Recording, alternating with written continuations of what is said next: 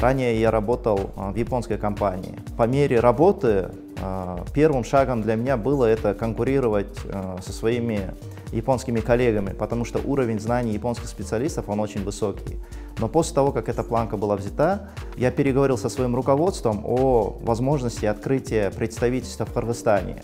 То есть мысль такая, что если я справился, значит и кыргызстанские программисты тоже могут справиться.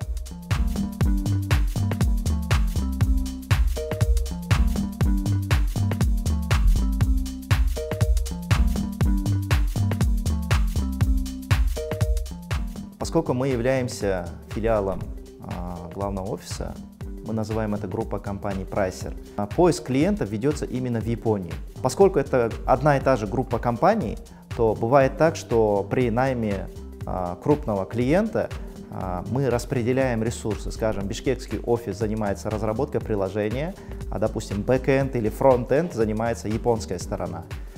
Это первое. Второе, компания старается работать с топовыми, скажем, топ-500 рейтинга компаний Японии.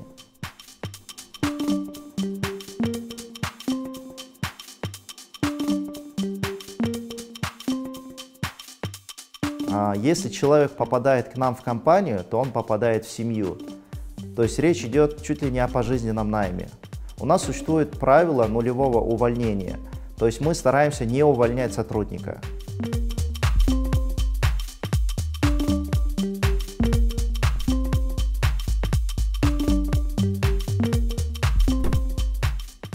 За нашей спиной есть некоторый японский бизнес, который внимательно наблюдает за этой ситуацией, и мы надеемся, что мы станем положительным примером, и после нас другие японские компании также зарегистрируются, скажем, в парке высоких технологий и будут работать удаленно.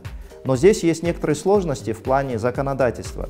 К сожалению, наше законодательство, оно не совсем гибкое. Например, работая, открыв данный филиал, и мы столкнулись с такой проблемой о найме японца, чтобы он работал удаленно на нас и искал японских клиентов в самой Японии. По нашему законодательству необходимо прилететь в Кыргызстан, необходимо пробыть порядка 1 месяца, и то и больше, получить всевозможные справки, и это все очень неудобно и несовременно.